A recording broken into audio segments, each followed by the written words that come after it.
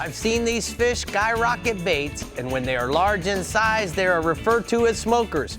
If you haven't guessed by now, this silver streak is the kingfish. The Chevy Florida Insider Fishing Report starts now.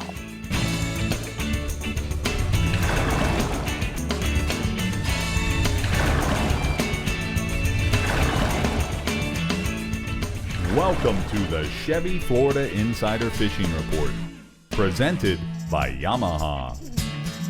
This is the Chevy Florida Insider Fishing Report, and here in Florida, the temp is heating up and so is the fishing. Summertime is definitely approaching, and summer is our specialty, right, Rick? Absolutely, Bree. You know, 6 months out of the year, I dream of the last 6 months, or the middle 6 months, or the hot 6 months. Me too, and I know it's summertime because I'm getting a little darker in the skin tone region. You have a tendency to do that. You know? I do, but checking in with CCA Workbench, Dave also has a specialty, and that's in rigs and techniques and new products. I didn't even know I had a specialty. You do, but I'm and glad I've got something. You're welcome, I just told you. We're going to catch some kingfish. We are. You know anything about that, King Miller? I do. I've caught quite a few of them. Probably the first fish I ever caught offshore. And lots of kingfish dip, too. Kingfish. All right, well, guys and gals, today we're focusing on the kingfish bite. So, Rick, can you tell us about kingfish, maybe something we don't already know? Well, Bree, obviously you heard me talk in the cold open about smokers. And when you hook a big kingfish, the way he smokes off your line, that's why they got that nickname. The other thing is they've got a ferocious amount of teeth. That's a Rick Murphy word. Ferocious. Ferocious, all right? And they chop their propellers off of the baits of fish, and then that's why they turn around and go back and eat them. Yes, they so that's how they do definitely that. They're have chompers. Chompers. Okay, well, let's run right on up to the Yeti Panhandle region with Pat Deneen and see how the King Macs are doing up there. Hey, Pat. Hey, Bree, I tell you, king mackerels are popular in the Panhandle, and they're pretty much the bread and butter fish for 4-hour charters because you don't have to run very far to catch them. We get them May through fall in the Gulf, pretty much from the second sandbar out to the edge, which is 200, 250 feet of water. You want to look for fairly clean water, structure and bait, and it's primarily a live bait fishery. Cigar minnows and herrings are generally the best baits, the first baits of choice. But if you want to target the bigger kings, the smokers, a live bluefish, go with a bigger bait like a live bluefish, a hardtail, or a mullet. And then spoons and diving plugs, lures with a bit of a flash, have also caught their fair share of kings. And lately, the king bite's been kind of hit or miss. One day it's good, one day it's off. We've had a southeast wind today, and then the bite was back on. And then you don't need a boat. The area piers are catching about a half a dozen or so a day. But the most dependable king mackerel bite I'm hearing right now is over in Panama City. Basically, the entrance buoys to the pass on that afternoon falling tide seems to be the best. And then there's a photo of David O'Neill from Dallas, Texas, and that's a pretty typical Panhandle king mackerel they caught live baiting off the Destin a couple of summers ago. Moving offshore, or staying offshore, I guess, it's been calm pretty much until about midweek, and the guys running out of the swordfish grounds are consistently catching some nice swordfish. Historically, it's been a nighttime fishery, but the daytimers are getting into the game, and they actually seem to be catching a better grade of fish. At night, crews are staggering 3 to 4 baits at depths ranging from 50 feet down to about 300-plus feet of water, fishing around the steps, the spur, the DeSoto Canyon. The daytimers, they're fishing on the bottom in 1,000 to 1,500 feet of water, and it's important if you're daytime fishing for source to find some structure like a hump, a wall, a roll down. So when you're trolling out there, keep an eye on your bottom machine and kind of mark these spots as places to go prospect later. You want to use 200 to 250-pound leader, a light source 20 feet or so up above your bait. And day or night, squid are probably the most popular baits, followed by bonita strips, dolphin bellies, or maybe a butterflied Spanish mackerel or bluefish or something like that. And I know this photo is not a swordfish, but it's getting that deep drop theme, and that's Captain Matt Miller over in Pensacola. And he caught that 32-pound Kitty Mitchell last week, deep dropping in 600 feet of water southwest of Pensacola, and that is one fat Kitty Mitchell. What a beautiful grouper. Way to go, Pat. All right, let's go inshore, man. All right, the redfish. Captain Sean Chalker of Bar Hopping Charters over to Indian Pass reports really good redfish action in St. Joe Bay. Sean's finding schools of fish in real shallow water along the shorelines. Once he finds the schools, he camps out. He sits close enough to present baits, but far enough away to not push the school down the shore. And St. Joe's got some really clear water. It's a great sight fishery, but you may need to lighten up on your leader to get the bites. Gold spoons, soft plastics, suspending twitch baits are all effective lures, but it's hard to beat a free line or a lightly weighted live bait. And then Sean also reports really good redfish action in Indian Pass around the shallow oyster bars on the beginning of a pushing tide. Most of these reds are in that mid to upper slot, some maybe just over the slot. And then finally, inshore, the Spanish mackerel are pretty much, they're spread out throughout the whole panhandle right now. It's kind of hit or miss. One day, it's kind of like the king. One day it might be good, one day it might be bad. But Captain West over in Pensacola, West Rozier, he's been catching some really big Spanish mackerels using topwater baits like a chug bug, targeting the deeper sand flats right where it rolls down into the deeper water. And then to the east of here, off of Cape Sandblast, the Spanish have been really thick along that cape on the Gulf side. You want to look for schools in 15 to 30 feet of water. You may see them flipping on the surface or feeding, or you might find terns kind of dipping down, and that's going to show you the presence of the Spanish. Trolling Christmas tree rigs, gotcha plugs, small dusters. That's probably the most effective way to really get a load of Spanish, but it's funner, in my opinion, to use a light spinning tackle, cast gotchas, small swim baits, Castmaster spoons, or if you're fly fishing, clouser or a streamer bait would work just fine. The Spanish over there off the Cape are running 15 to 20 inches. All right, thank you so much, Pat. We're going to take a look at the blue water outrigger hotspots from the Panhandle region. Inshore, redfish and jacks, the beaches off of Shell Island for redfish and jack crevalles using live baits and poppers. And then offshore, vermilion snapper on the natural bottom and wrecks and 130 to 150 feet of water, Bree. I believe Pat said funner. Did you hear that? Funner. He definitely said funner. That's like That's voracious. Fine. That's fine. Voracious. It's almost summer. You can use the word funner. Okay, up next is Captain Ronnie Houston in the Bill's Southwest region, who's got your weekend report dialed into the finest detail. Go for it, Ronnie. Well, according to Captain Mike Avanon out of Naples, the king mackerel can generally be caught all year round in the Southwest region. Now, in the summer months, look for large single fish near wrecks and towers. Smaller fish are scattered on open bottom. Use live baits such as blue runners, pilchards, or ballyho on a float line. While winter is the best, large schools generally show up between Thanksgiving and Christmas. Now, it's not unusual to catch 20 to 50 fish when the bite is on. But he tells me water temperature is going to be the key, guys. Look for that 66 to 72. Look for schools of fish on your bottom finder while trolling large lip plugs or planers with spoons. Once you locate these fish, typical white jigs with a small piece of wire or free-line live pilchards or herrings, schools typically hang out anywhere from 45 to 60 feet of water, which is generally 12 to 20 miles out on hard bottom. And I've got a picture of a 50-pound kingfish that was a winner in a tournament by two brothers at a Yamaha Spencer event that I was at a couple weeks ago, so it's not uncommon to catch kingfish up to 50 pounds in the region. Now, continuing on with the offshore, the permit.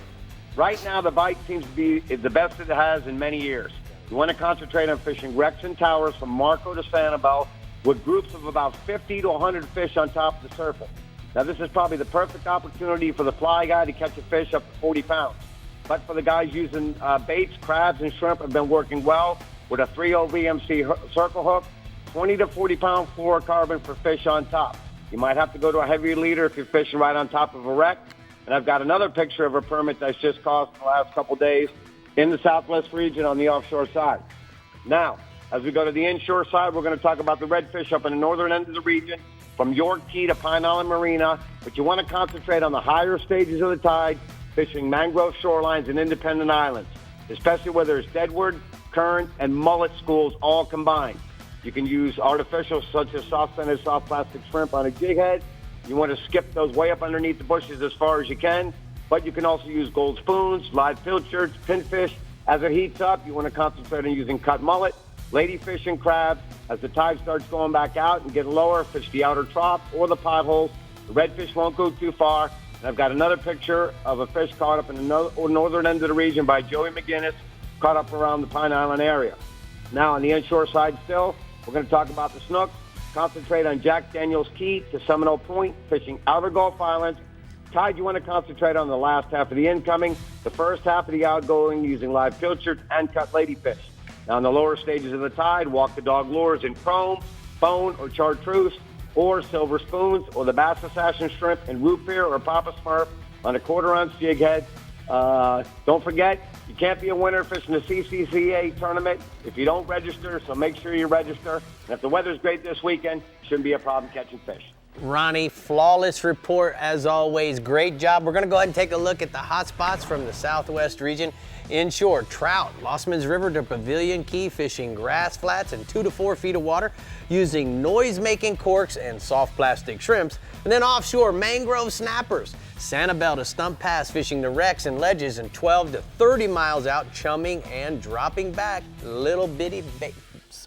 You know, Rick, today you're kind of looking like Papa Smurf with your blue on. I need my little white eyebrows. Yes, you do. Okay, we're just getting this weekend started here in the Chevy Florida Insider Fishing Report, so stay hooked if you're dropping a line in the East region. And then we're headed to the Dave at the CCA workbench for Dave. rigs and techniques. Well, you can't catch You're the Dave. You can't make kingfish dip unless you catch one. Exactly. Thank you, Bree. Okay, we got that one That's out. what we're going to try We'll to do. be right back We're going with to try to catch one. the And then we're Dave. going to try to The eat Dave. one. The The Dave. Dave. You have a title now, The Dave. The Dave. The Chevy Florida Insider Fishing Report is brought to you by Chevy, find new roads. Yamaha, reliability starts here. Contender Boats, performance through innovation.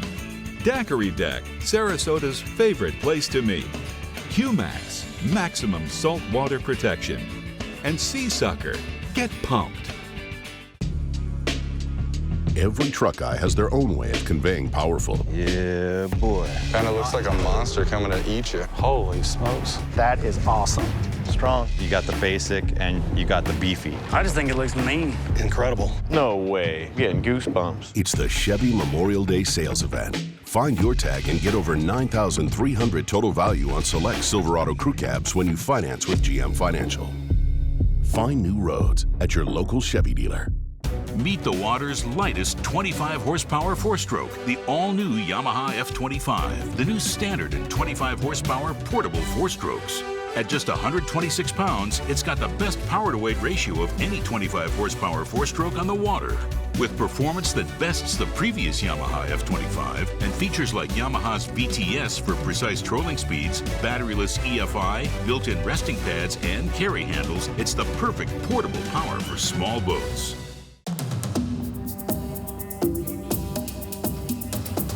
It's one of the most ancient forms of hide and seek known to man.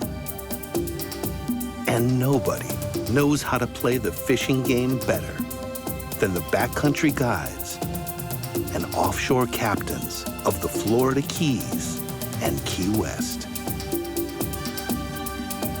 Ready or not, here we come.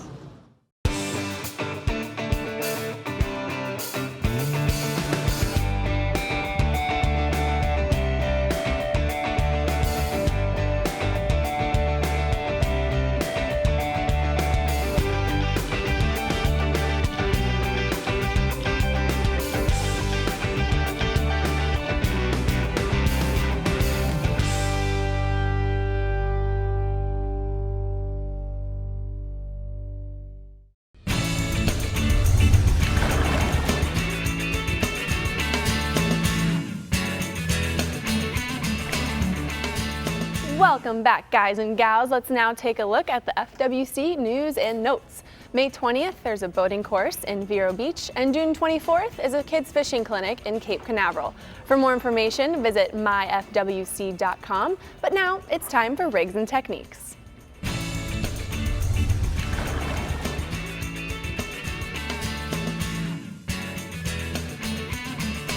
Well, we're here at the CCA workbench Yes, like sir. always, and Kingfish is something you've been doing a long time, Yes, sir. Dave. It was probably the first fish I ever caught offshore was a king mackerel up here at Cape Canaveral on. So how are we going to do it? Well, you know, there's a lot of different ways. You know, king mackerel, they feed in such a, you know, a unique way. They come barreling down. They're using all their speed. It's a mackerel fish, so he's made to go fast, and he's got these scissor jaws. So when he comes up to something, he just swims literally right through the bait and takes the tail off, and then, you know, like you said, loops around and comes and finishes it off.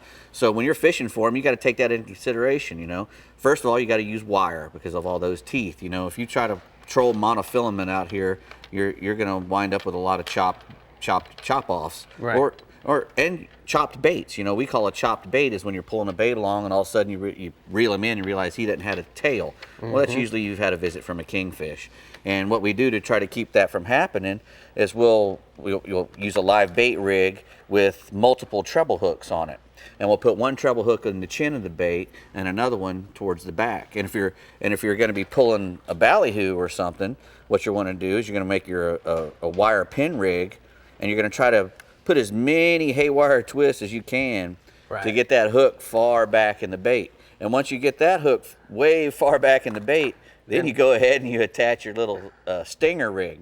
And this is a stinger made out of like number 9 wire and a VMC treble hook. Right. And what you'll do is you'll just rig your ballyhoo up like you normally would, and once you have them all how you want them, you have one of these already rigged up with just a little loop on it. You slip it over the hook and tighten it a little bit with a pair of pliers, and then you stick the treble hook back there next to his tail. So when that fish is swimming along like this, and the kingfish comes along to whack it, he's going to grab a hold of that thing. It's going to nail him right in the side of the head. If he doesn't get the front hook, he's going to get that treble hook, and it'll catch you a lot of wahoos and every other thing that'll short bite you out there. Right. So that's a good trick. What happens if you like to fish artificials? How would you go about that? Well, Dave? normally you're going to want something that's really flashy and makes a lot of vibration. Any of the the Rapala Magnum plugs there, a deep diver. The kingfish a lot of times instead of being right at the surface, they'll be down a little bit. So a good diving plug will get the bait down there to where you want it to be. And you'll also use planers. You can use planers and whatnot with spoons on them. Anything that's going to flash and make a lot of a commotion underwater, and especially flash a lot, is going to get the attention of kingfish, and that's what you want to do. Is you want to use a nice spoon like that or whatever. So what about bucktails? I think the first kingfish I ever caught, it had a triple hook rig. Well, the commercial guys use a bucktail jig. If you get you get around a big concentration of kingfish, and you'll see the kingfish boats in there, and there's a guy standing up there and he's doing this. And what he's doing, he's got a little ring on his finger, that he can grab that line with, and he'll just keep going. Then he gets a bite, and he hits the switch and jerks that kingfish up. And what he's doing is he's jerking a jig like that. And so that makes just the pulsing, bucktail pulsate. It's going and pulsing and pulsing. And that works when you're, if you're using a jig, or a diamond jig or something. Once you get on the fish and they're all down there deep, that pulse really gets the fish. And especially, if you're pulling a plug, if you're standing there with the plug, with the rod in your hand, and you got all your other plugs that are just rolling along and just doing their thing. And if you're going like this with that plug every once in a while and doing that extra dig and shimmy, that really gets them charged up a lot of times, and you'll start getting bites on that thing. And a lot of those big, like a Cairn swimmer, a Boone Cairn swimmer, one of those big plugs, you get a lot of bites on those. The bad thing about those kind of plugs is you lose a lot of fish. Right. So you want to make sure if you're going to pull those kind of plugs, you want to change all out to single hooks instead of the double hooks that come with them. A single hook, for some reason you get to stick them a lot better and they stay on longer. When you got those double hooks, a kingfish or a wahoo, they can use that as leverage and get off. But if you have a nice swivel and a single hook, he's just spinning on that single hook and he can't get the leverage with that double hook and pull it out, wrench it out. Because their mouths are incredibly hard. And that's one of the reasons why we use the wire and all these treble hooks, because it's hard to get a purchase in there. You miss a lot of them, but great tips tonight, Dave. If you catch them, you get to eat them. That's what I like. I know you like to eat fish, and so does our co-host, Miss Bree, Gabrielle. Yes, I do. So Love Bree, to eat fish. Yeah, Dave, that extra shimmy gets them every time. Every time. You should know that. I don't think we're talking about the same thing. Don't even go there. Okay, Captain Mike Holliday can't help but report on the Kings because they're everywhere. Everywhere where the sardines are, that is. So whether you go early or late in the day, you're going to get them. Hey, Holliday. How are you guys doing? We're pretty good, just talking about shimmying. I know, and you know what? If you make a lot of turns with the boat, every time you turn, it speeds the bait up. There you go. You get a lot of bites with kings when you're going into the turn. So let's talk about the kingfish action in my region. This is as good as it gets in the way of kingfish. If you're looking for big fish, you can find them on the beach around Fort Pierce. You can find them in the Kingfish Hole off Hope Sound. For school fish with larger fish mixed in, you can find them on the 6 Mile Reef, off the sand pile, up off the power plant in about 100 feet of water. The Jupiter Ledge, there's a lot of fish off Point and Inlet right now. So, put it this way. If you find a sardine school in more than 50 feet of water, it's got kingfish on it. The best bites are early and late. Spanish sardines, the bait of choice. You can, slow troll it using a downrigger or a planer to get the bait down. Or you can just drift and throw hook the bait or use a little lead to try and get it down. Water's been super clear, so the fish are really wire shy, which means you either have to go down to number 3 wire or use 60-pound fluorocarbon in that Palm Beach triple hook rig using those 6.0 triple hooks. Average kingfish in my region is going to be 15 to 25 pounds. I got a photo there. That's Matt Miniot.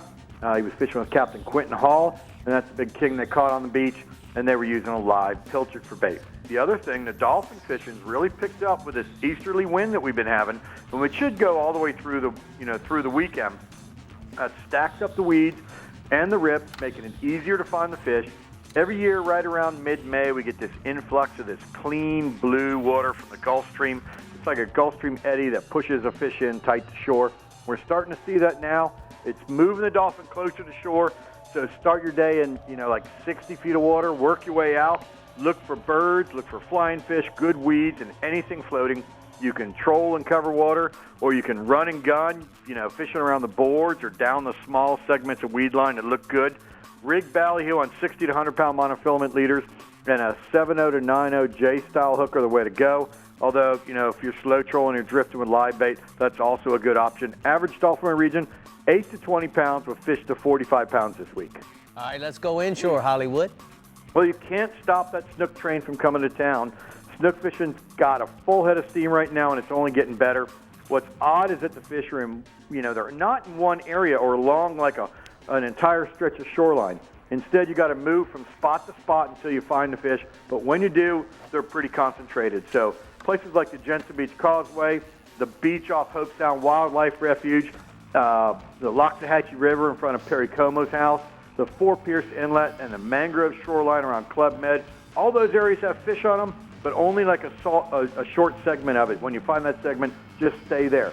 Lures are working great during the low light, live bait in the middle of the day. You can start your morning throwing topwater plugs or, a saltwater assassin dye dapper in that panhandle moon or Papa Smurf color. By 8 o'clock, it's time to move to a live mullet, a threadfin, a sardine, or a pinfish. We've had some super low outgoing tides all week. That's got the fish concentrated in the deeper holes during that low water. Find those holes, you'll find the fish. Average snook in my region, 4 to 12 pounds, but there are some big fish in the mix. I got a photo there. That's Nicky the Long Island Bachelor with his first snook he ever caught. And that fish we caught along the edges of the mullet school, and it ate a live mullet.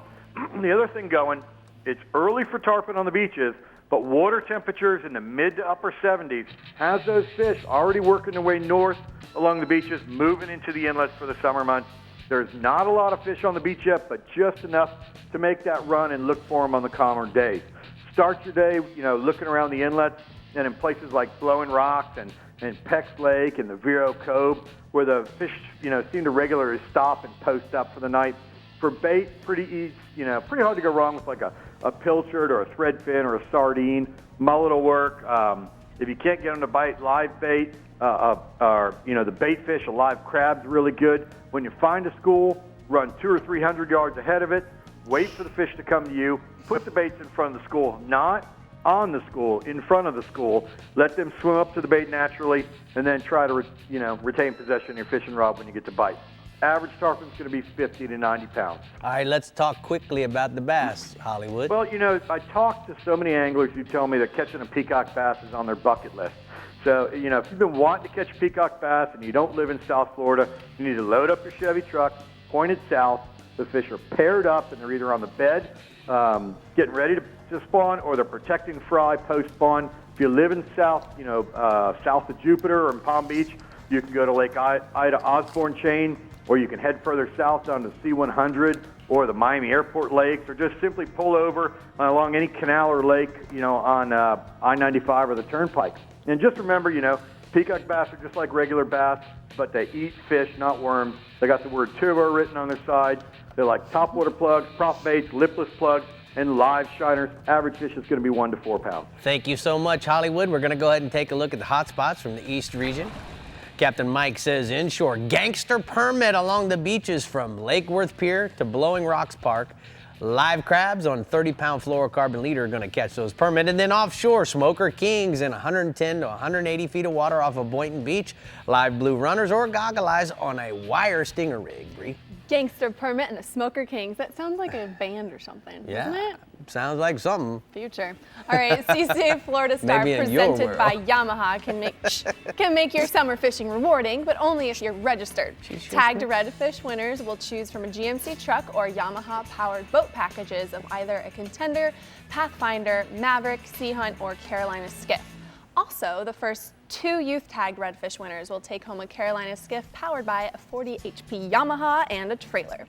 Where's your best opportunity to catch a prize-winning redfish, you ask? Well, Brevard and Citrus counties have more tagged redfish than any other coastal counties. So if I were you, I'd make your plans to fish these counties beginning the Saturday of Memorial Day weekend. Go to ccaflstar.com for more info.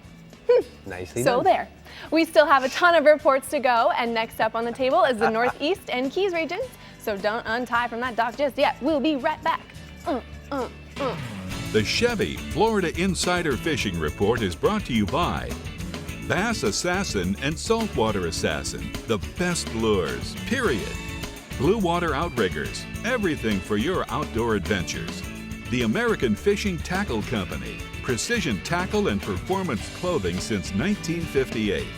Best parts, best prices, Bennett Auto Supply. Costa Sunglasses, see what's out there. And Casa Vieja Lodge, 5-star angling in beautiful Guatemala.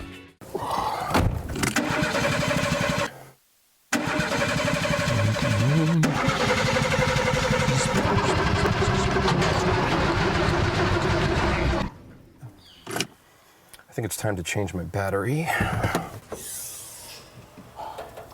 Now you do it. Get AC Delco batteries at Bennett Auto Supply.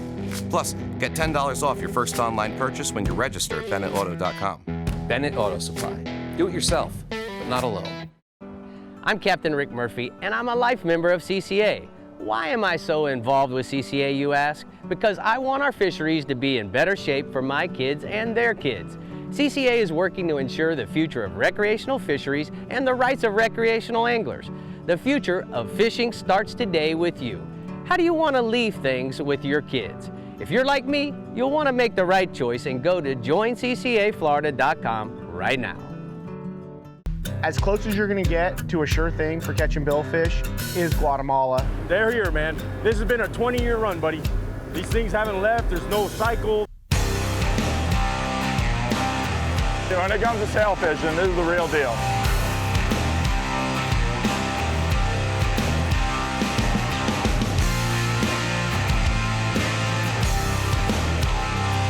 The amount of sailfish here is ridiculous.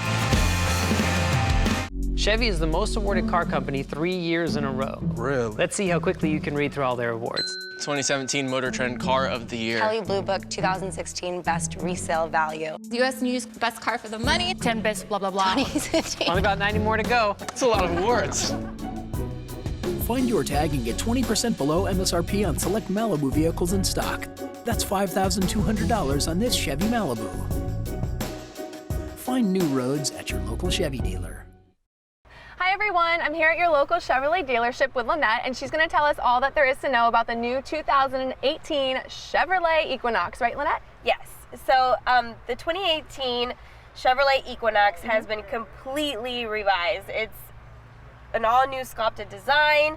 The compact SUV segment has actually grown into the industry's largest category. So it's a really good compromise between a huge SUV and a small compact car. It's really nice. You can put your seats down. Yeah, it's very roomy back here. Exactly. You can put some fishing rods back here. It actually has a tow capacity to pull small boats and small personal watercrafts. Nice. Well, we like that, right? Yes. And it's fully equipped with the latest technology. So here we have the MyLink radio. It actually has Apple CarPlay and Android Auto, which right now we're launching the Apple CarPlay feature from your iPhone. Right. So if you just plug it in here like this, guys, like that, everything that is on your home screen comes up on this screen. It's awesome. You have your phone, your music, your maps, messages, Pandora, iTunes, even Spotify comes up now, which is great. Yes. And a really good aspect to this feature is that you can actually receive your text messages via Siri. Yep. So you can keep your hands on the wheel and eyes on the road in order to stay safe while you're driving. That's nice. Yeah, a text message just came in, and when I click on it, it has the message and it reads it to you, and then when you say reply, it allows you to respond with your voice, which is great. I love that. Very safe. Safety first is very, very important. Yep, it's seamlessly connected. Voice recognition. We have Apple CarPlay, Android Auto. We also have OnStar, and this vehicle comes standard with Wi-Fi connectivity. Oh, that's great. Yeah, so we can actually connect up to 7 devices, and we also offer a plan that offers unlimited data. That's new, right? Yes. Unlimited? That's perfect. It's new. So when I go on long trips with my kids, I make sure they have their iPads so I can have a nice relaxing drive, and they can stay Play connected. your own music. Yes. They can stay connected, have little earphones in the back. Yes. That's great. Thank you so much. I look forward to driving it today. And what do you say we take it for a test drive? Let's go. Okay, let's go. See you guys later. Well, that was wonderful. Look at the little wave. I love it. You're still doing your pageant wave. Well, I got to sneak it in there every now and then. I got it. Come on. All right, talking about Chevy, Rick. Yes. This is a perfect time to talk about the Chevy truck deal and fishing seminar going on. Rick, Captain Jimbo Thomas, Randy Tao, and myself will be at Bauman Chevrolet in West Kendall on June 1st from 5 to 8, giving seminars and $12,000 in truck discounts. What? Not to mention, there will be lots of food and giveaways, so if you're looking to get in a Chevy, this is the perfect opportunity. It's going to be a lot of fun, and I can't wait. Me neither. It is going to be a lot of fun. Everybody needs to turn out because you're going to have a yellowtail snapper seminar, you're going to have a dolphin seminar, a castnet seminar, and fishing the Everglades seminar. Absolutely. All right, awesome. the Kings in the Northeast region are waiting to make their grand entrance, and Captain Tommy Derringer is here to tell you whether to look for them stage right or stage left. Hey, Tommy. What's going on, Tommy? Hey, good to see you guys. You know what? Here in the Strike Zone Northeast region, we love our kingfishing, man. And even though it's not really going off just yet, it will pretty soon because there's a ton of bait around. Now, kingfish are one of the most popular fish to target here during the summer months. Now, you can find them along the reefs and wrecks offshore and right along the beach all summer long. Now, you can even catch some big kingfish right off the local piers. Now, the past couple of weeks, we've started to find some snake kings in that 10 to 20 pound range on the nearshore live bottom and wrecks out areas like 9 Mile out of St. Augustine. Now, to find those kingfish, you're going to want a fish structure that's holding the bait. Now, a lot of the bigger kingfish are going to come from the beach just behind the breakers to a mile or so offshore. Now, look for those bigger fish to move in close during the next couple of months, especially leading up to the full moons. Now, when trolling for those beach fish, you're going to want to zigzag from about 30 to 50 feet, keeping an eye out for bait pods on both the surface and on your bottom machine. Now, most anglers are going to troll a live pogie or ribbon fish, whether you're on the beach or offshore. Now, we see a lot of anglers trying to net pogies during the summer, and something that's going to make it easier for you is use a 5/8 mesh cast net with some fairly heavy weights to catch those pogies, because the lighter, smaller mesh nets just aren't going to sink fast enough. Now, the typical kingfish rig is going to be a wire stinger rig with 2 treble hooks, and you can even add a Boone Mylar duster to sweeten it up a little bit if you want. You want to troll as slow as possible, and many of the best kingfish anglers are going to use drift socks, or if you have a power pole, you can use their drift paddles to really slow you down. Now, I got a picture here. This is Captain Jason Hadges with a nice 40-pound kingfish he caught right out of St. Augustine. Now, staying offshore, the mahi bite continues to be strong this week. I spoke to Captain Jeff Crabtree from Jody Lynn Charters out of St. Augustine, and he says they've been catching a bunch and some really big ones at that. Now, Jeff said that they're going to start in about 130 feet. They're going to look for current edges, color changes, weed lines, all that kind of stuff. Then they're going to troll chin-weighted Nanky ballyhoo, as well as some small moldcraft truggers. Now, they're trolling at about 6 to 8 knots, and Jeff said that if this east wind continues to blow this week, it's going to push more fish in, as well as set up some good edges. Now, I've seen quite a few big mahi come in this week at the dock, some of them even in that 50-pound class. Jeff said the average fish is right around 10 to 30 pounds. Now, Todd Fliss sent me a picture here. This is Troy Fliss and his 9-year-old son, Carson, with a big mahi that he caught this week all on his own. Great job there, Carson. Great job. Moving inshore, with the water warming up a little bit every day, the flounder bite has really started to pick up. Captain Rob Bennett from coastalfish.net. He tells me he's been catching some nice ones this week in St. Augustine. Rob said that we have a great tide to target those flounder this weekend, and he likes that higher outgoing water. Now, he's targeting smaller runouts along the ICW using either a big mud minnow or a small finger mullet on a 1/4 to 3/8 ounce jig head. Now, Rob says the better bite has been closer to the inlets where the water's been cleaner. Now, he's also catching some nice flounder under the docks from the 312 bridge to the Volano Bridge in St. Augustine. His clients are just dragging the bait as slow as possible along the dock pilings. Now, when I spoke to Rob, we started talking about catching flounder on a spinner bait, which is really fun to do. And when the tide is really high, you can work the grass lines right now with a spinner bait and catch some nice flounder. Now, the average fish right now is about 1 to 3 pounds with a few bigger ones mixed in. I got another picture. This is Laura with a nice flounder that she caught recently with Captain Rob. Now, last but not least, the Redfish Inshore. We've got a perfect tide this weekend, first thing in the morning to toss a top water plug for a redfish. This past weekend in the Florida Pro Redfish Series, the winners, they caught their fish on topwater plugs. And with all the finger mullet that are around right now, it's a great time to toss them. And get out at first light on the high outgoing tide and look for concentrations of bait along the ICW and along the grass edges on the flats throughout the entire region. That Rapala skitterwalk, I talk about it all the time, and the trout pattern has been my go-to for the redfish this week, and we've been catching some really nice ones. Tommy, great report. We're going to go ahead and take a look at the hot spots from the Northeast region. We'll see you later, dude.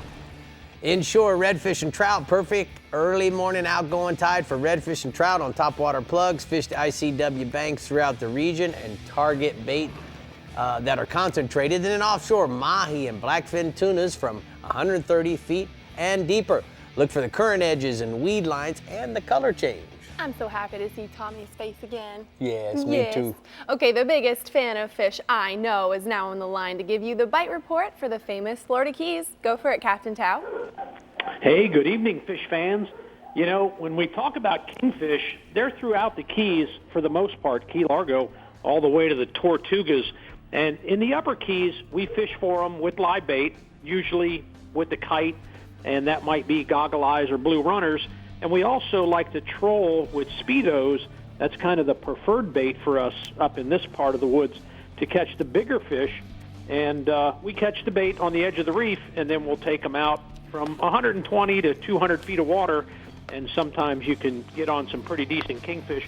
We've got a wintertime and a springtime bite up here, and our kingfish don't get as big as some of the other areas like Marathon and Key West. I was talking to Captain Chris Trossett in Key West with Real Fly Charters. Now, he can target kingfish in his region, and he goes to the Gulf, or he can go to the Atlantic, and a lot of times he'll cast net bait. He'll get a load of pilchards, and he'll anchor down, and he'll chum these fish up to the surface, and he catches them on light tackle. He'll catch them on a fly rod, and that's a lot of fun to do, and especially when those kingfish start skyrocketing on your chum baits that you throw behind the boat.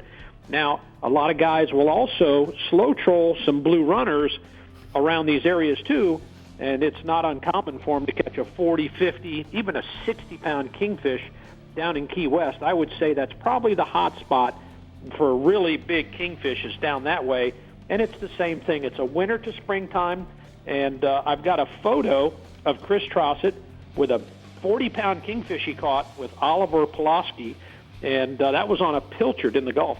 That's a nice fish, Randy. All right, what else do you have for us offshore this week, bud? This time of year, a lot of guys are going offshore dolphin fishing. It's kind of the standard. We all wait for it, just like tarpon season. And guys are running out, anywhere from 400 to 500 feet, and they're looking for birds or weeds, something that's going to tell them there's a fish in the area, and they'll start trolling, or they'll look for the birds and try to get lined up with them. And it's key to recognize the opportunities to find these dolphins. Some guys can just go out there and have a hunting accident and catch a 40-pounder, but a lot of guys that are consistent on catching dolphin in the Keys, they know how to read the birds, they know how to fish on the rips, and they're going to fish that way, and they're going to be prepared. That's one of the key things, is having your spinning rods ready so that when you get into a school of dolphin, if that 40-pounder swims up to the boat, you got to have a rod ready, whether it's a flying fish or a live bait, to cast to them. And if you've got to rig a rod, you're going to miss that opportunity. Dolphin can be really from the edge of the reef on out. It just doesn't, there's no rhyme or reason, where they're going to be. And I've got a photo, and this is interesting. This is Jack Garcia from Tavernier. Gosh. He was in 300 feet of water, and he saw a man-of-war bird. There's your key sign right there. He goes over to the man-of-war bird. They hook up 3 dolphin. He lands that one. It's 65 pounds in 300 feet of water. Wow, what a stud dolphin. Great picture. Thank you for getting that for us, Randy. Let's go ahead and go inshore now. The permit fishing has been pretty consistent. Guys are catching them with these big tides we've been having, and there's been quite a few on the ocean side, on the rocky parts of the flats. Now, live crab is working really good, and I've got a photo here, which is really cool. Captain Paul Ross fishing with his son, Paul Ross Jr., who you want to remember that name because he's going to be an up-and-coming great fishing guide. And I've got a picture of the 2 of them with a 30-pound permit they caught here in Islamorada. That's awesome, Randy. All right, what else you got for us, bud? Tarpon. We're in the middle of tarpon season. They're coming down the ocean side. I was out there today. We probably saw 300 fish going to the south migrating. They're a little bit hard to get to bite, but you really got to be patient. You got to put your time in, and you can get these fish to bite. Now, early morning, late in the evening, guys are still catching them consistently on crabs and live mullet, and I've got a photo of an extra-large tarpon we caught the other day. Great pictures this week, Randy. Keep them coming next week. We're going to go ahead and take a look at the Florida Keys hotspots. Inshore permit. Fish the last 2 hours of the rising tide on the oceanside flats along the rocky edges. And then offshore, dolphin. Look for the man-of-war birds and weed lines in 300 to 800 feet of water. Man. And look for that big 65-pounder. I was just going to say that. I got so lucky. Well, not lucky. He found the birds, and then he found fish. He did his homework. He did his homework. Good All right, job. special flies, accurate casts, and a bit of luck are the recipe for winning the Loop Golden Fly Invitational Tarpon Tournament set for May 21st through the 24th in Islamorada. The original Big Pine and Lower Keys Dolphin Tournament is set for June 2nd to June 4th and features more than $35,000 in cash prizes and awards. The Skipper's Dolphin Tournament, scheduled for June 2nd through the 4th in Key Largo, is to offer cash prizes over $50,000, including a first place prize of $20,000. And now, we're talking tournaments. Let's check in with Andy Newman to see what featured tournament he's talking about this week. Go for it, Andy. Well, hi guys. The Fish with Heroes Bridge and Kayak Fishing event is set for May 27th and 28th during the upcoming Memorial Day weekend. It will be staged on the Tom's Harbor Cut Fishing Bridge that's near Marathon in the Middle Keys. Now, the event is designed to raise funds and awareness of our military veterans organizations. 2 days of seminars, raffles, music, prizes, and each day, the first 40 veterans who sign up receive free entry into the daily fishing tournament. More details at longwalkhome.org. And for more information on all tournaments in the Florida Keys, always go to flakeys.com. Now, guys, if there ever was a fishing event that benefits a great cause, this is it. You can't say or do enough to thank our vets. Yes, Andy, you are absolutely right. That sounds like an awesome tournament. Hey, Floridians, we're halfway through the state, so if you're in the Northwest region, you better get up on the edge of your seat because we're coming to you next. But we're going to go see what cool new products Dave has for us. The Dave. Give me the dice. What'd you get? What'd you get? 5. Oh, I don't know. I can make a bet on a 5. Well, it didn't crap out. 5 will do. 5 will do. That's right. 5 will do, donkey. All right, we'll be right back. Playing games. Playing games. The Chevy Florida Insider Fishing Report is brought to you by the Florida Keys and Key West. Come as you are. FWC, the Florida Fish and Wildlife Conservation Commission. Navionics, we start where the road ends. Soft Science, supreme comfort footwear. Power Pole, swift, silent, secure. Real legends, exclusively at Bell's. And Maverick Boat Group, makers of premium boat brands Maverick, Hughes, and Pathfinder. Yamaha's 4.2-liter V6 Offshore 4-strokes. For those that like their V6 lighter, faster, and stronger.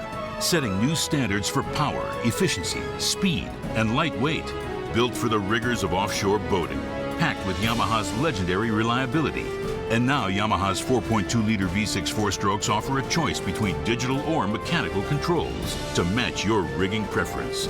Yamaha, reliability starts here.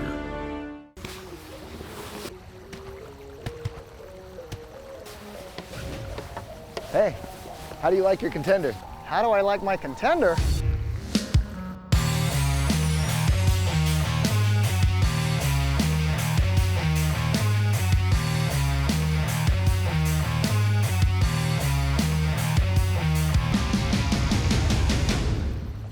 What's not to like? Dude, I just saw a contender, and man, I gotta get me one.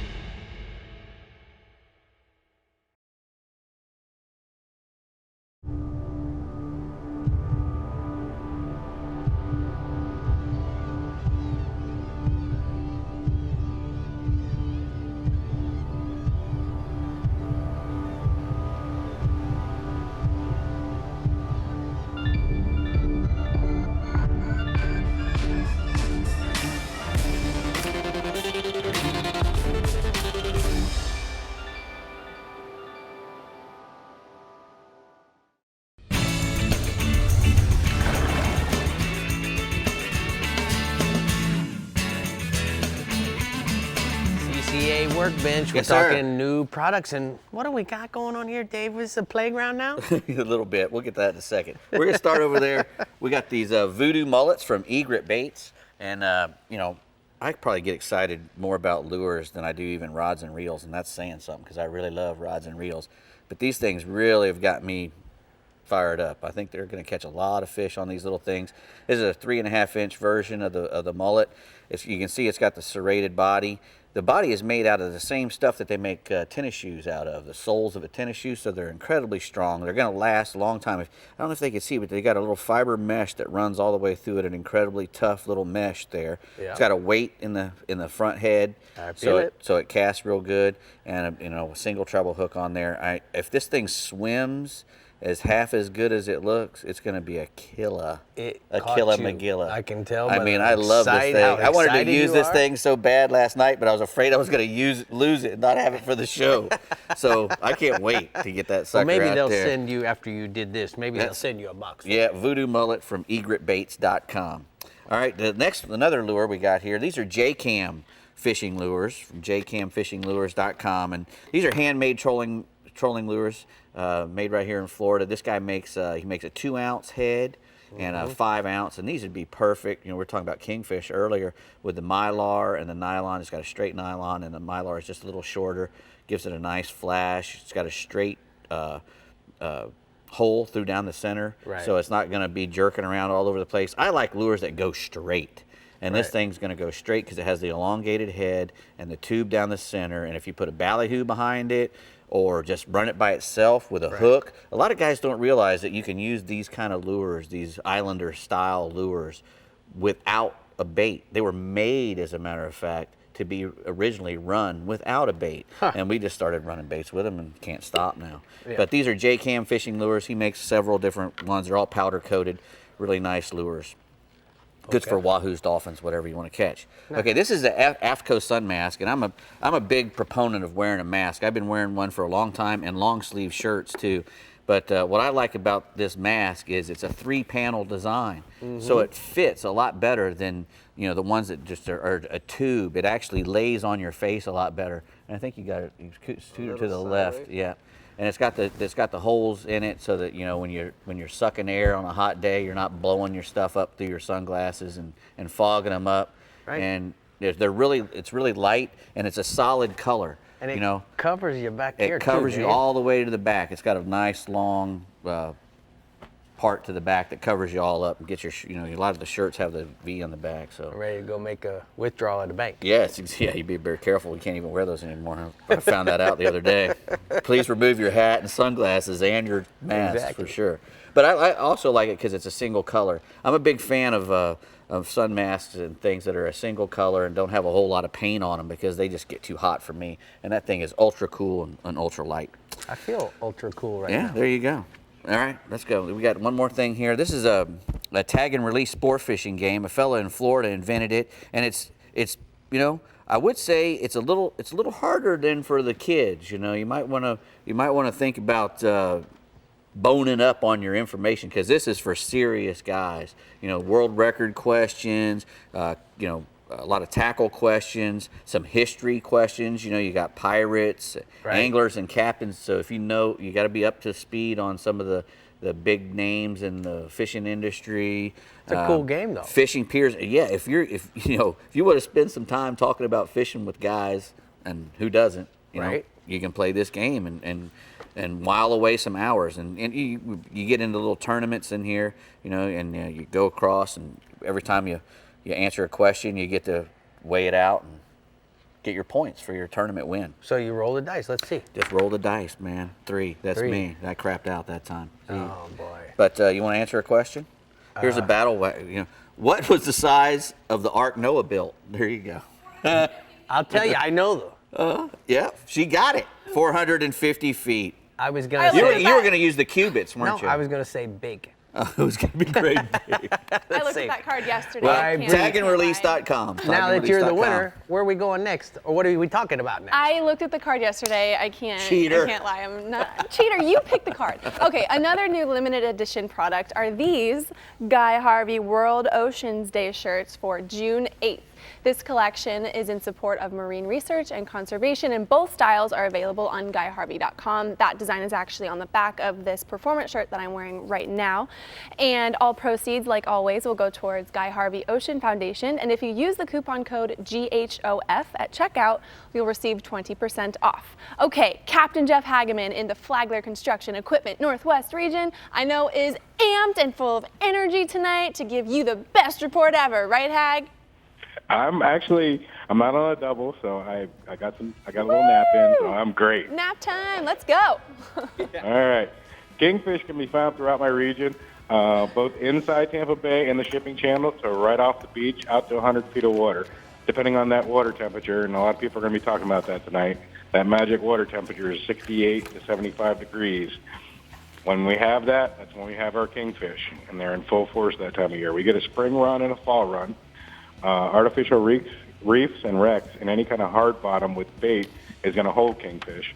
Baits to use for them: threadfin herring, blue runner are favorite live baits for slow trolling. As far as fast trolling, Magnum Rapalas, stretch 30s, and king spoons are those favorite artificial baits everybody likes to fast troll with. And another way to catch them is anchoring up on one of these artificial reefs, wrecks, or hard bottom. Put chum bags out, chunk some baits, throw some live baits out the back. All 3 of those are great ways to catch them. We catch them from anywhere from 12 pounds all up to 50 pounds. And as far as your tackle, medium to medium heavy, spinning or conventional, 20-pound suffix braid works great. You want a very fast gear ratio. And if you're trolling or if you're sitting still, little tip, back off your drag, lighten it up, then make a very fast searing run off the get-go. That'll keep you from breaking some fish off. And you want to use some wire, anywhere from number 4 to number 7. That'll keep you from getting cut off. And like I said, with that drag, that's a big key. A lot of people put too much drag when they're trolling, and they'll actually either pull the bait through their mouth and rip their mouth, or they'll get a break off. So back off those drags. What else you got offshore, Hag? I got Captain Mario Costello of Tall Tale Charters out of Plantation and Crystal River. Reports a great cobia bite right now on the near-shore rock pile ledges, anywhere from 10 feet to 25 feet of water.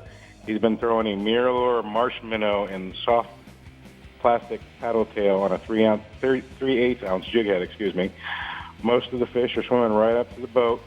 You need to be ready with a pitch bait. If you catch a fish, hook a fish, Make sure you have another rod ready to go because he might bring a friend up with him. And I got a photo there of Captain Mike Danner with his son with a nice cobia cut with Mario. Nice. All right, let's go inshore, man. Paul Bristow, he was reporting from the Skyway Fishing Pier, and he said right now it's been invaded by small, medium, and big sharks. They've made their presence known on both sides of the Skyway Bridge on the fishing piers this past week. Large fish were landed. Most of and even more were lost due to outmatched tackle. So there's some really big fish out there right now. Greater and lesser black-tip sharks, spinner sharks, bull sharks, hammerheads. Make sure if you're going out there shark fishing to match your tackle to your quarry. If you're going out there for big boys, you're going to need a lot of line because you're on the pier and fixed. If you're fishing for those smaller sharks, you can lighten up a little bit. Wire leader is always a must, and the size of your bait depends on the size of the fish you're going to catch. And there's some massive bull sharks out there right now, so they're a lot of fun. Also inshore, Captain Jason Lineberger of Ruthless Fishing Charters in Tampa Bay reports a great Spanish mackerel bite and mangrove snapper bite taking over the public reefs inside Tampa Bay. The Spanish mackerel have been thick and up to 7 pounds. Whoa. And prefer large, some good Spanish, and preferred large-scale sardines drifted back in the chum slick. He's using 30-pound fluorocarbon leader and a 1/0 to 2/0, and he's using that really long shank, extra long shank hook. And then he can get away with not using the wire. That's a little trick to Spanish mackerel fishing in not using wire. And he's also catching mangrove snapper in that same chum line. He's using a little bit smaller tackle, a number 1 or number 2 hook, 15-pound fluorocarbon lever, and he's drifting back a little bit of shrimp or a whole shrimp.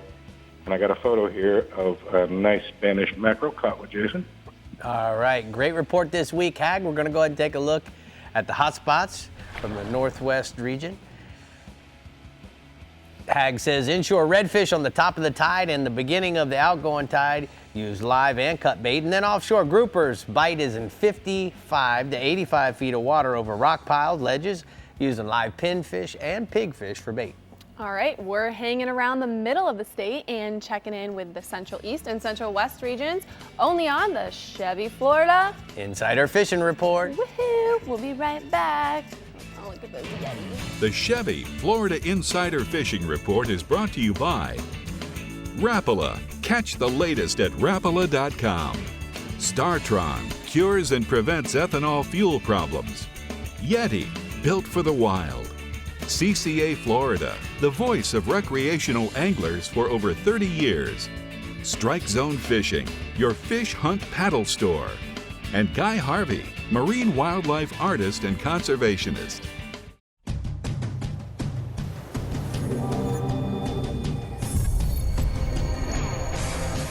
Real Legends Performance Clothing. Everything you need to be comfortable on the water all day long. Keeps you cool, dry, and protected from the sun. Durable performance technology at an unbeatable value. Shop anytime or go to reallegends.com to find a Bell store near you.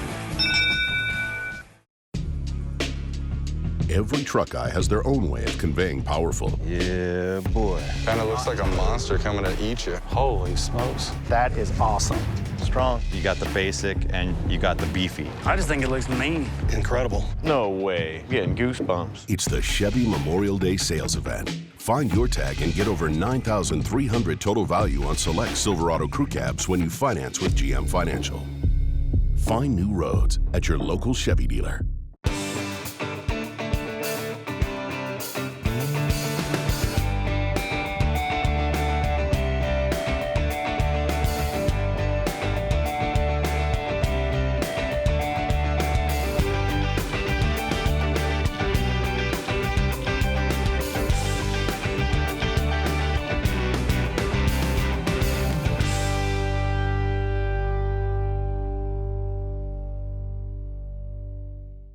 Flagler Construction Equipment is your certified Takeuchi equipment dealer, servicing 55 counties in Florida. With Takeuchi, you get brute strength combined with bulletproof durability. That means low downtime and optimal production. Flagler Construction Equipment is the partner for all your Takeuchi sales, service, and rental needs, and your first and last stop for legendary customer service and support. Pros know Takeuchi. Get to know Flagler Construction Equipment by stopping by one of our 6 locations or visit us on the web at www.flaglertakeuchi.com. It's Boater Safety Week, and I brought in Auxiliaries Jeff Barnes. Jeff, what do we need to know about what's so special about this week? Well, this week, because it is National Safe Boating Week, obviously a lot of anglers watch this show, and a lot of these anglers go on boats every day. Sometimes they're even by themselves. So we want to make sure that when these anglers go out, or anybody that's on a boat, that they're going to come home safe. And so the biggest things that we want to talk about is, this is a Type 2 PFD. Type 2, Type 3 PFDs, very important to have on board at all times, especially if you have, depending on how many people you have on board, you have to have the same number of PFDs on board. This is a Type 2, also Type 3s are available. This is a Type 4 PFD. This is basically known as a throwable. It's got the handles on the side. If someone goes overboard, you want to throw this out to that person in distress. All right, now flares, sometimes we make big mistakes with flares. What do we need to know about flares, Jeff? The biggest thing is that this is required equipment on any vessel. And before you go underway, make sure that the expiration dates are within the specific amount of time. So if they're expired, make sure you get to the marine store and buy some new ones. Jeff, ARC, what is this thing with its antenna? This is what's called a personal locator beacon. And anywhere in the world, you get lost, you get hurt in the water, in the middle of nowhere, you can deploy this and the cavalry will be coming for you to help. People think that cell phones are going to work for them offshore sometimes. Why do we need to still have a VHF radio? A VHF marine radio is extremely important because when cell phones don't work and you need help, what happens is that this signal goes much further than the cell phone signal, especially when you're out in the ocean or in the Gulf, somewhere where there's not any cell phone service, and you can actually relay information from boater to boater to get you help. All right, now, PFDs have become very small and comfortable. Why don't you tell me about this type? This is a great little PFD. It's inflatable. All you gotta do is put this around your waist, and you'll totally forget you even have it on until you really need it. This is mine personally. I wear it every time I go on the boat, and I highly recommend that even if you're a little bit apprehensive about getting a life jacket on because it's a little too bulky, this is a great thing to have. Well, thank you for keeping us clear. Don't forget to hook up your kill switch, guys, if you're fishing by yourself. And where are we going to go next, Bree? Well, Keys Rick, if you want to catch the kings in the Bell's Central East region, Captain Jim Ross says you better be staying alive with those baits, right, Jim? Well, that is exactly right, Bree. I'll tell you.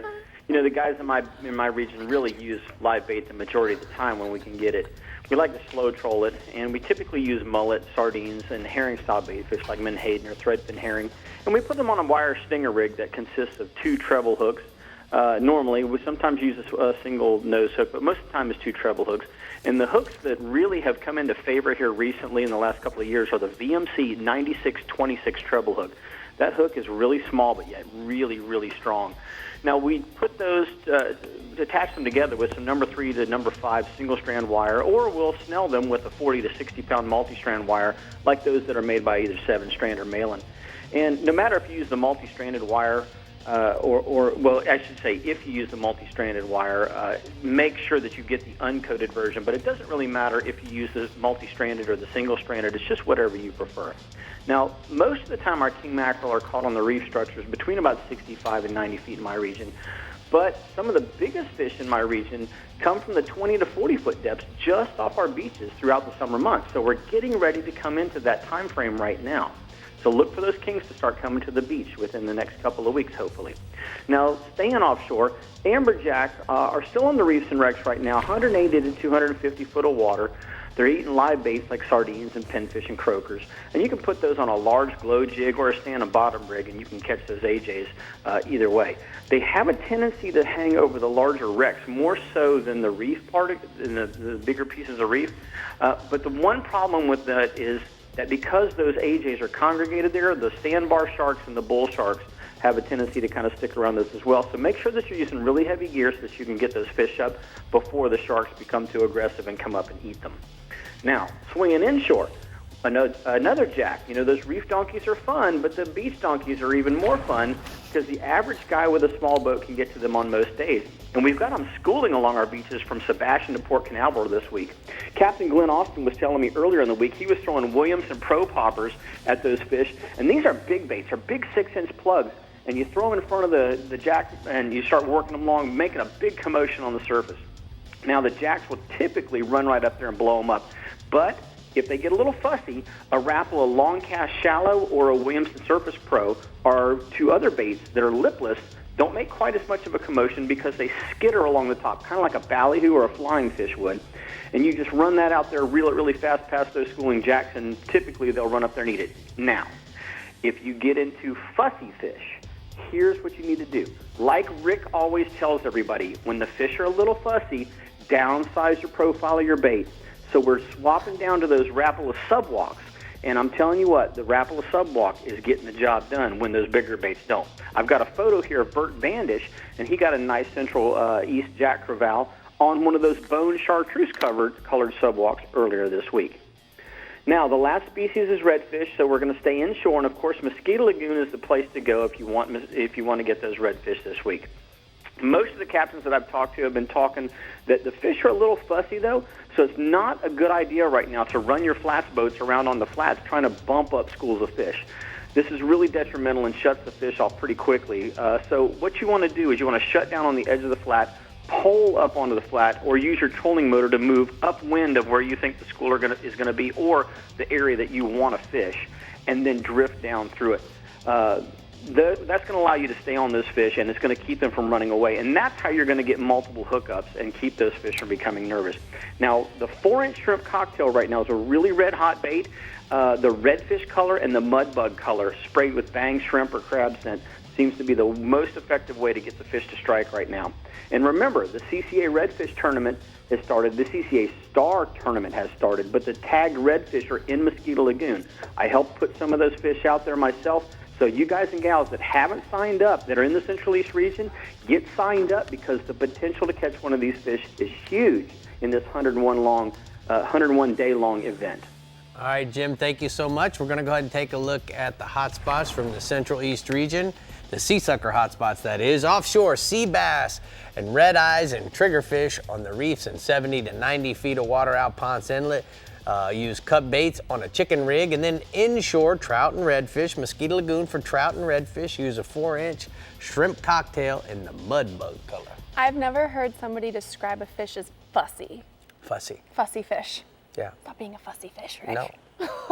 Okay, the Star-Tron Central West region, Captain Jeff Page, has some good news if you're planning on getting that king. That's somebody that can get fussy if he doesn't have his coffee in the manana. Right, Paige? I love talking That's about right. That's right. Now, Miss Bree, don't tell me you don't ever get fussy. Oh, no. I don't. Oh, please. Anyway, as you guys know, in the Star-Tron Central West region, it's well known for its king mackerel fishery, and probably the best part of it, all of it, is how close to shore you can catch them, especially when we get the strong April and May east winds like we've had, which drive all the bait schools to the beach. We catch a majority of our kingfish within 3 to 5 miles, and a lot of them sometimes right off the beach, and I mean like 200-300 yards. Two popular styles of fishing for them. One is trolling lipped plugs like X-Rap 20s or 30s in the blue silver or the chartreuse pattern, or your standard kingfish spoon rigged on a number 2 planer works real well too. Next pattern is to slow troll a nice blue runner or anchor up over reef or structure that are holding big schools of thread fins or bait. And then you want to just drop down some flat lines with threads, blue runners, or even a pinfish. And look for the migration bite to last a few more weeks. But we have residential kingfish that stay out a little bit deeper in that 7 to 11 mile range all summer long. I've got a kingfish photo tonight of Anna Maria nearshore Captain Jason Stock of JM Snooky Charters with a real nice kingfish he got last week. All right, Paige, let's stay offshore. What else, bub? Permit. Can't quit talking about them. I think this mild winter that we had, the permits never really pushed down south.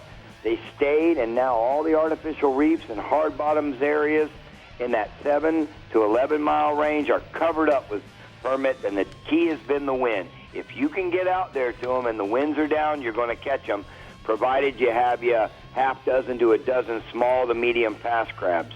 Most of the guys are using 25 to 30 pound fluorocarbon with a 2 or 3 aught light wire circle hook, and I've got a photo tonight of Garrison Clark with a nice permit he got fishing with Captain Billy Alstrom. All right, Paige, you're the lucky one this week. You got the Navionics from your region, and I want to tell you, it couldn't come at a better time.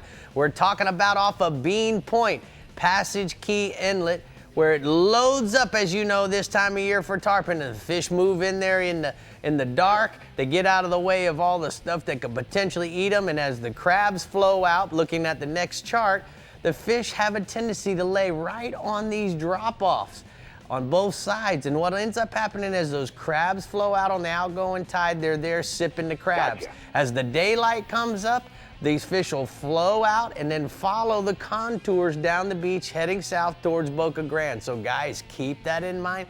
Be polite, give people plenty of shots, and give them plenty of room down the beach so that when the fish come to you, they do the same. All right, Paige, what else you got for us inshore? Let's not get fussy. Yeah, let's not get fussy. All right, inshore, snook fishing. Cannot include the snook. Can't quit talking about the snook fishing either, just like the permit. And our new motto is that with the lack of redfish, thank God for the snook, because he is throughout the entire region, not only in the bays, like Bull and Turtle Bay to the south, and Terracea Bay and Emerson Point to the north, but as well as Miguel Bay, too. But they're starting to stack up, Rick, in the passes along the beaches. A lot of them in that area you just described in the Navionics thing. And fly fishermen are walking down the south part of Minnesota Key, as well as the old Midnight Pass area just south of Turtle Beach, and they're doing real well throwing small white or chartreuse white clousers parallel to the shore, in that 7 to 8 o'clock in the morning range. Lures that have been working real well are the Saltwater Assassin 5-inch jerkbait in the baby bass pattern or the Houdini pattern, rigged on an 8th or even a 16th mustad weighted weedless 3 or 4-0 hook due to all the floating grass. I got a snook photo tonight of Michael Russo of Sarasota with a nice snook he got with me last week. All right. And last species, mangrove snapper, nice mang starting to set up on the rocks and docks and rock piles in Big Pass and New Pass in Sarasota, as well as around the Skyway Fishing Pier. Live shrimp or pilchards rigged on a small number 1 or number 2 light wire hook with a long stretch of 15 or 20 pound fluorocarbon has been getting the job done. And don't forget, you guys, get out and get you a Chevy truck. Great report from the StarTron Central West region. We're going to go ahead and take a look at the Daiquiri Deck. Boy, that's a tongue twister sometimes, but I like it. Offshore permit. The bite remains strong, and as nice as 12 to 20 pound permits being taken on live pass crabs, 7 to 11 mile range out. And then inshore tarpon, the bite is heating up with good groups of fishing showing up throughout the entire region, with the best of the bunch of them from Sump Pass down to Boca Grande. And you know what? We got to go to Daiquiri Deck. Daiquiri Deck. That's right. We At need least to go. you said dock, Daiquiri dock, or deck, or you know. Well, here on the Chevy Florida Insider Fishing Report, we have one more region to go in the southeast, and then that's a wrap for this week. So stay hooked. We'll be back in a jiff. All right. It's my north ear. The Chevy Florida Insider Fishing Report is brought to you by Chevy, find new roads. Yamaha, reliability starts here. Suffix, the world's most hardcore fishing line. The IGFA, conservation through education. Get your hands wet. Flagler Construction Equipment, your exclusive Takeuchi dealer. And Okuma, inspired fishing. When you're moving a big offshore boat, it's all about thrust and trust. For thrust, nothing compares to the Yamaha purpose-built 5.3-liter V8 Power Pioneer. And for trust, Yamaha's new F350C model becomes the only outboard in its horsepower class to feature a 5-year limited warranty. Never settle for less than complete confidence and control in the open water. That's Yamaha V8 Power. Get the best and forget the rest. Inside you, there's an outside you. A you that takes the road less traveled than the road less traveled, and finds the comforts of home extremely uncomfortable.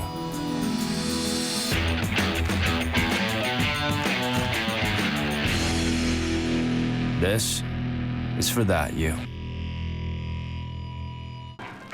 Remember the glory days of gasoline? It's just not made the same anymore. Kick your gas into gear with StarTron.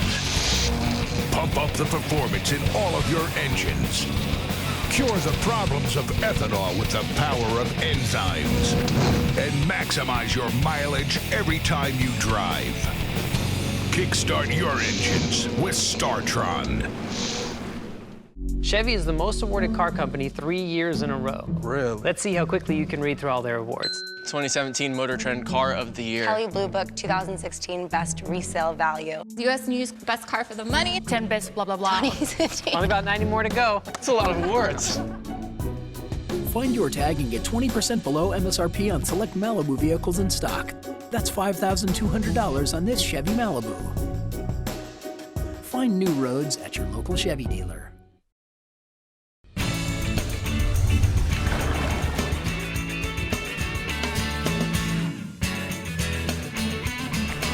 Today's Power Pole tip is about the 3-speed setting. Now, Power Pole anchors are completely customizable for the way that you fish. Using the advanced surface mount switch, you can control the speed of your anchor's deployment. The Power Pole anchors at the fastest setting will deploy in less than 4 seconds, and this can be good while you're launching or loading your boat, or when the wind is blowing or strong current and you want to reposition quickly. Now, the medium setting is the normal setting for stopping, which is good while using a trolling motor. You can move into position, you can stop, raise the poles, move, and stop again. The Power Pole anchors will stop your boat so that the medium speed is good to keep from losing your balance.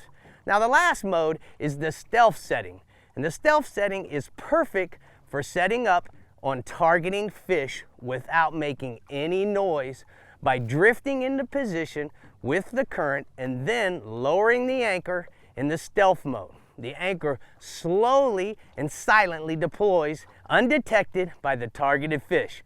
The beauty of the Power Pole anchors is its ability to control the speed setting to match the way you fish, and you can even customize the speed setting by using the Sea Monster app. We'll be talking about loading and unloading your boat on the next Power Pole tip of the week.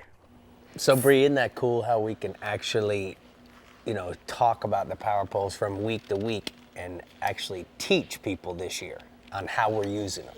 Yeah. That's what it's all about. Because there's a lot to learn. Yeah, man. I like the stealth mode though. Very cool. Me too. All right, the king bite in the Casa Vieja Southeast region is definitely on fire, and Captain Jimbo Thomas on the Thomas Flyer has all the tips and tricks to get them on board and in your fish dip. Hey, Jimbo. Hey, Bree, and that's right. Right now is the prime time to catch kingfish here in the Southeast region. There's a couple of different ways to go about catching these kings. And one of the most popular, at least in the Southeast region, is fishing with live bait. Now, kings will eat just about any live bait. Some of the more popular baits are pilchards, herrings, goggle eyes, blue runners, and speedos. And those big kings, they like to eat big baits. Also, trolling wireline or planer outfits with 3.5 to number 4 drone spoons, or a pink sea witch with a strip bait. That works well. And then drifting 1 to 3 ounce triple hook jigs with a dead sardine or ballyhoo. That's our standard drift fishing rig. Now, regardless of how it's done, you want to use a piece of number 4 or number 6 wire leader. to prevent any cutoff. And then another great way to improve your hookup ratio is to use number 2 or number 4 Kingfish treble hooks, and you'll definitely miss a lot less fish with those trebles.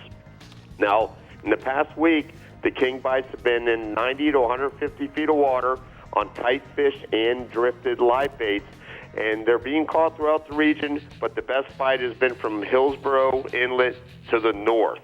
Now, I got a photo, and this is one of the many decent kings that we've caught in the last week. Now, also, the blackfin tuna have been biting pretty good, which is typical for this time of the year.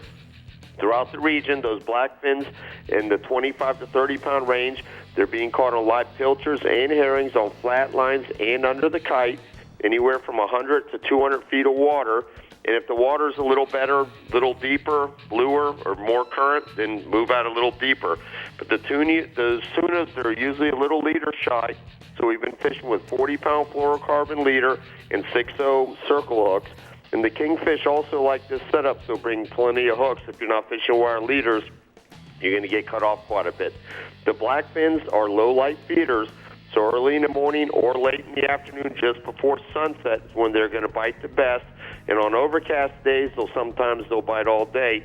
And it's also worth spending a little extra time to catch enough bait to live chum that'll get those tunas going good. Now moving inshore, tarpon fishing's in full swing in all of the inlets, creeks, and the bridges of the Intercoastal Waterway. Live crabs and mullet, neutral swimming plastic baits, and flies have all been working depending on where they are being fished.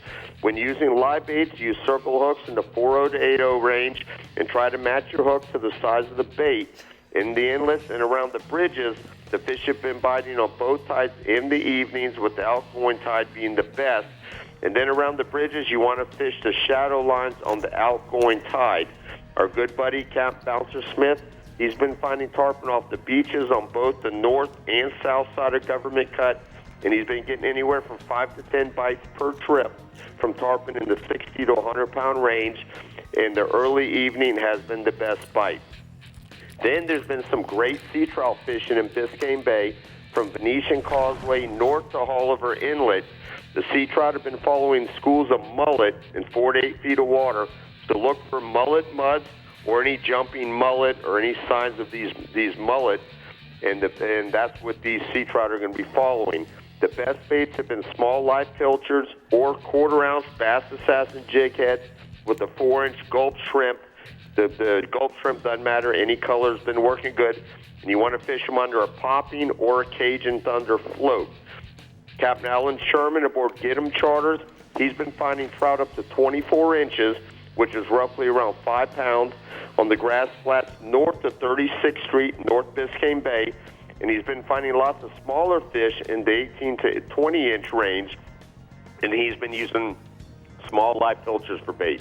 All right, speaking of live pilchards, Jimbo, what about the mutton spawn? Is it happening? Did it happen on this last moon? What do you think? Well, they're not necessarily in the Miami area, but I know down further south in Randy's area in the Keys, they have been catching them. We've been catching a few more than normal on our deep lines just out in the middle of nowhere, drifting along while we're kite fishing. So there definitely have been some muttons around, but we don't see the big schools and the big spawning aggregations like they do in other places. All right, well, thank you for clearing that up for us. I'm going to go ahead and take a look at the hot spots from the Casa Vieja Southeast region. Inshore, sea trout. Look for the sea trout following the schools of mudding mullet in Biscayne Bay. And then offshore, blackfin tunas, kingfish, and sailfish. Fish the live baits in the late afternoon in 90 to 200 feet of water. Okie dokie, the reports are all in, but we want you to hang on just a little bit longer so we can tell you what we're getting hooked up to next week on the Chevy Florida Insider Fishing Report. Stay tuned. That was... Every truck guy has their own way of conveying powerful. Yeah, boy. Kind of looks like a monster coming to eat you. Holy smokes. That is awesome. Strong. You got the basic and you got the beefy. I just think it looks mean. Incredible. No way. I'm getting goosebumps. It's the Chevy Memorial Day sales event. Find your tag and get over $9,300 total value on select Silverado crew cabs when you finance with GM Financial. Find new roads at your local Chevy dealer. The ultimate predator has evolved again. Now, Yamaha VMAX SHO Performance is prowling the waters in 4 hungry, exciting new models. With their 4 valves per cylinder and double overhead cam fuel-injected design, these advanced 4-stroke Predators are taking performance to a whole new level. Vicious, lean, efficient. VMAX SHO. The pack is growing.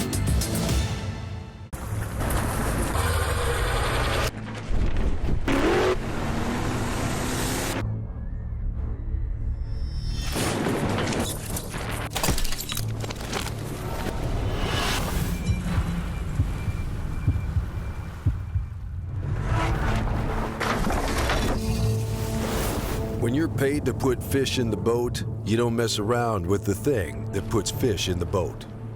Always use the best line. Thanks for tuning in to the Chevy Florida Insider Fishing Report. Be sure to like us on Facebook and follow us on Twitter and Instagram to keep up with our captains, contests, and appearances. You never have to miss a show. You can find full episodes, special segments, and updated fishing reports from your region right on our homepage. Just head to ChevyFloridaInsiderFishingReport.com for everything you need to know to stay hooked up. Well, next week we are talking bonefish. So Yay! The silver catfish. Silver catfish. Make sure to tune in Thursday, Friday, and Saturday. And if you missed your region, make sure you tune in for Friday at 11:30 and Saturday at 9:30 a.m. Guys, Chevy Bowman. That is going to be an awesome event. It is going to be fun. Super excited for that. You know what else is going to be fun is when Dave and I go October 26th to the Guatemala. 30th to Come fishing Guatemala. with me If you for my guys want to birthday. go on the Casa website Vieja. and contact us. Well, shoot. We'll see you guys next week. All right, Hope you have a man. great weekend on the water. Bye, guys. Kisses.